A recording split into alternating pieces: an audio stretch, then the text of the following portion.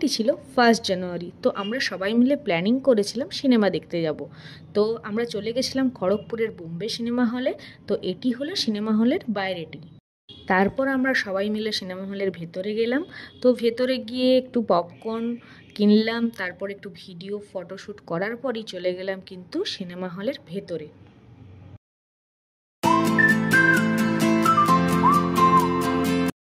তো এটি ছিল খাদান মুভি। তো মুভিটি কিন্তু দারুণ মারাত্মক ছিল। তোমরাও যারা যারা মুভি দেখোনি এখনো পর্যন্ত, তো তোমরাও গিয়ে সিনেমা হলে দেখে আসো। খাদান মুভি খুবই সুন্দর মুভি, খুবই ভালো লেগেছে।